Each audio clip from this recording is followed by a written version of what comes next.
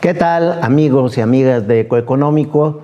Pues el día de hoy vamos a abordar el tema sobre particularmente un estudio que recientemente dio a conocer el grupo financiero Banorte y por otro lado agregamos en el análisis algunos instrumentos estadísticos que nos permiten valorar los efectos, los beneficios, los estados que más o que menos se benefician con el esquema de nearshoring.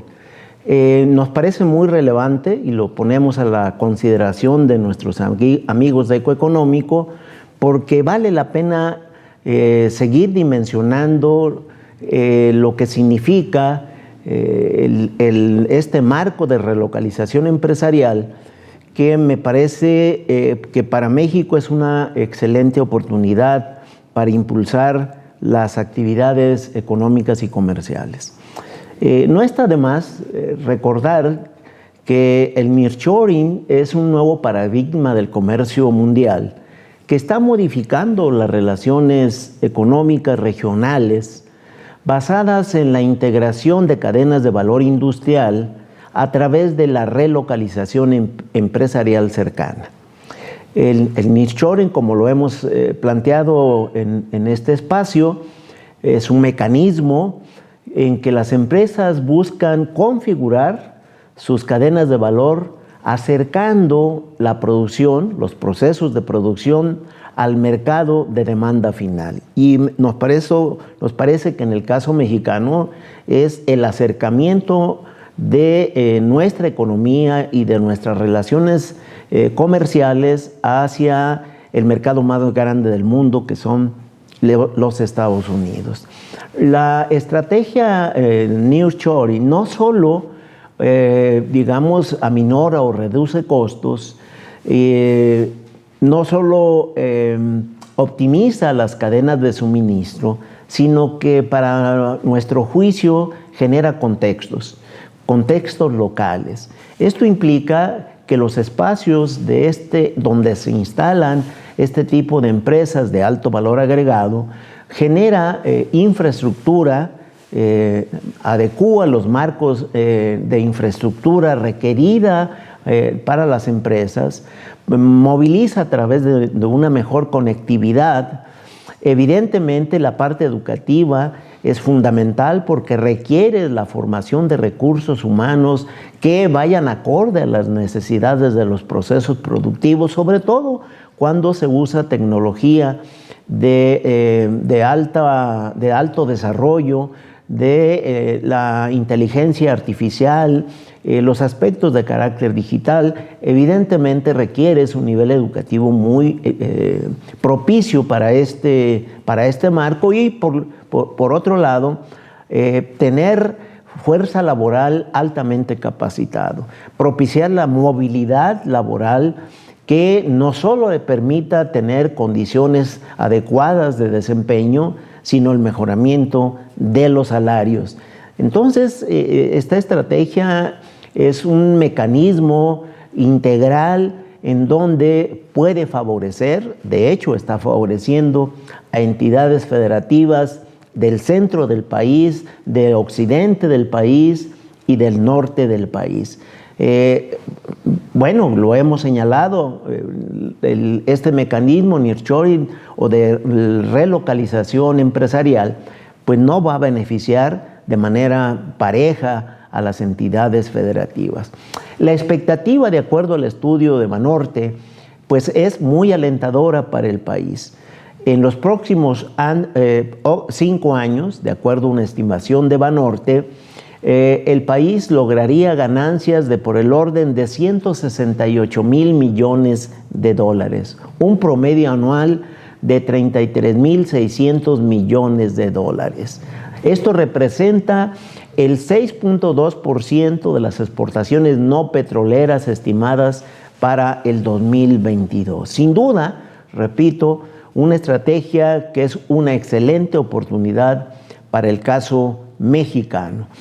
¿Qué vamos a revisar? Bueno, las calificaciones, el score Nearshoring Banorte que dio a conocer el 17 de julio, pues ya hay una evaluación otorgándole calificaciones en donde evidentemente pues hay entidades federativas mejor calificadas, mejor posicionadas que otras, y eso me parece que es un buen marco para poder hacer las tareas locales, es decir, los estados que no les está yendo bien o que no apuntan con un mejoramiento de este mecanismo comercial, de esta relocalización empresarial, pues me parece que tienen tarea pendiente. Hay 14 entidades que de facto se verían beneficiadas con este mecanismo de nearshoring. En promedio, la calificación que se le otorga a estas 14 entidades es de 8 para arriba prácticamente. Esto significa que, por ejemplo, en el caso de Nuevo León, es el número 1 con una calificación de 9.3, Chihuahua 9.1, Baja California 8.9, Tamaulipas 8.5, hasta la Ciudad de México, que es la de más baja calificación, que es de 6.9%. Insisto, el promedio de calificación de estas 14 entidades federativas, que lo podemos ver en nuestro cuadro, evidentemente pues serían las entidades más beneficiadas. Y si le damos, revisamos analíticamente, fundamentalmente estamos hablando de economías, como lo comentábamos, ubicadas en el centro, en el occidente y en el norte del país. Y también, como lo hemos señalado en económico, se trata de las economías económicamente más robustas, las que han tenido ya una trayectoria de mejoramiento, de modernización industrial que les ha permitido tener mejores condiciones productivas. Hay 10 entidades federativas que levemente se estarían beneficiando con este mecanismo de nearshoring, que tienen en promedio estas 10 entidades una calificación dadas por Banorte en este estudio de 6.2, es decir, de panzazo, si lo queremos ver así. Tenemos a 10 entidades. Está Zacatecas con 6.6 y Nayarit con la calificación más baja, con un 5.7%, casi rayándole apenas, redondeando la cifra en términos estadísticos, pues a la calificación de 6. Y tenemos 8 entidades federativas que son los menos beneficiados con nearshoring. Está Tlaxcala, diríamos el promedio de estas 8 entidades tiene una calificación de 5.3. Esto significa que prácticamente estas 8 entidades estarían reprobadas o que no estarían propensas, no cuentan con las condiciones necesarias para verse beneficiadas del nearshoring o la relocalización empresarial. Está Tlaxcala con una calificación de 5.6 y la de más baja es Campeche con un 5. Allí tenemos las entidades federativas que más se benefician y que menos se benefician. ¿Qué tendríamos que revisar? ¿Cuál es el argumento? Que este es un análisis de ecoeconómico para poder fundamentar las calificaciones que Score Nearshoring Banorte dio a conocer recientemente. Y lo que hicimos es, ¿cuál es el fundamento sobre el cual este análisis ha determinado las calificaciones que acabamos de comentar? Y lo primero es que las entidades que han manifestado mayores procesos de industrialización y que tienen un peso específico en sus economías locales y participan en la conformación del producto industrial del país, tienen mayor aportación, pues son evidentemente las entidades que tienen una mejor calificación.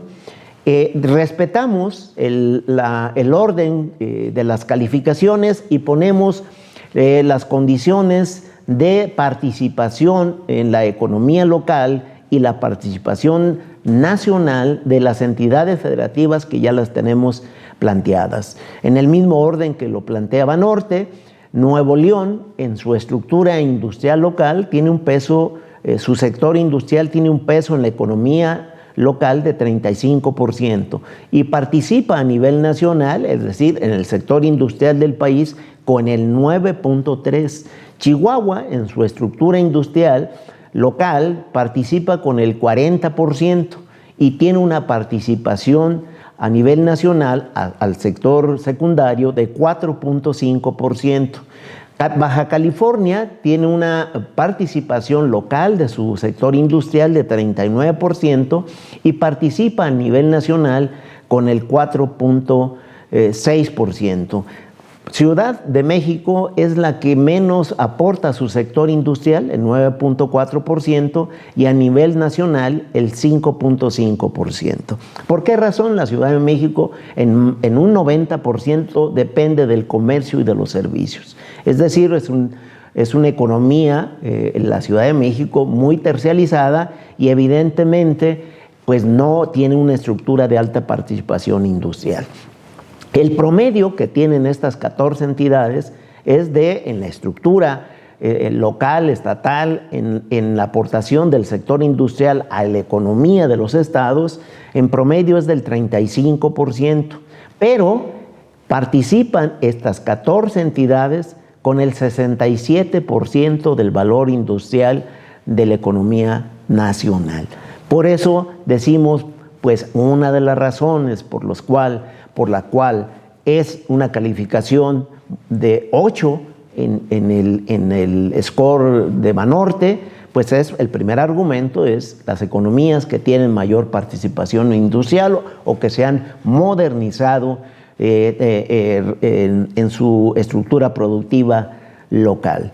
Evidentemente, pues tenemos 10 entidades que pues tienen menos procesos de industrialización y por lo tanto su participación, como lo podemos ver en el recuadro, pues en promedio es del 23% y participan a nivel nacional en el Producto Interno Bruto secundario con el 14%. Y finalmente hay 8 entidades menos industrializadas y evidentemente si quitamos el sesgo particularmente de Tabasco y de Campeche, porque son economías altamente industrializadas a partir del sector petrolero,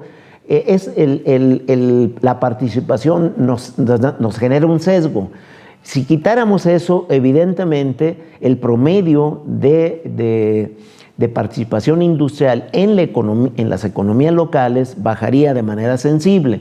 La aportación que tienen estas 8 entidades al sector industrial del país es de 19%. Como podemos ver entonces, la parte de la industrialización es clave. Y otro de los elementos que fundamentan, a nuestro juicio, estas calificaciones que otorga Banorte, pues es la capacidad exportadora. Las 14 entidades a las cuales hacemos referencia participan del valor de exportaciones totales en el 2022 por 521 mil millones de dólares. El 86% se genera en estas 14 entidades de mayor calificación propensas a los beneficios del nearshoring. Entonces, pues es evidente que la fuerza productiva, su proceso de mejoramiento industrial, su capacidad de vinculación al sector externo, al comercio internacional, es uno de los elementos que hace proclive a los beneficios de este mecanismo de relocalización. Y podemos ver, en términos de la capacidad de atracción de capitales, pues la inversión extranjera directa. En el 2022 la inversión extranjera directa fue de poco más de 35 mil millones de dólares. Estas 14 entidades de mayor calificación que otorga Banorte concentran o participan con el 85% del total de la atracción de capital productivo directo, de inversión extranjera directa. Entonces, es otro elemento que ponemos a consideración en el análisis de por qué se están otorgando calificaciones altas a estas 14 entidades cuyos razonamientos es mayor procesos de industrialización, mayor modernización industrial, mayor capacidad exportadora y mayor capacidad de atracción de capitales. ¿Qué podemos concluir en el análisis? El nearshoring beneficiará, sin duda, a economías estatales mejor preparadas, generadoras de cadenas de valor industrial propensas a vincularse al comercio internacional. Los estados con mayor aprendizaje a la luz del Tratado de Libre Comercio América del Norte y ahora en el TEMEC, en el Tratado Comercial México, Estados Unidos, Canadá, serán los principales beneficiarios de este nuevo paradigma de comercio internacional. Los estados que han demostrado capacidad exportadora en manufacturas y con fuerte atracción de inversión extranjera directa, seguirán siendo las entidades que experimenten mayor desarrollo económico y social. Concluimos con nuestras recomendaciones de siempre. Síganos en Ecoeconómico, el cuadrante para el pulso de las decisiones oportunas y enteradas. Recuerde, cuídese mucho. Si puede, de manera voluntaria y altruista, done sangre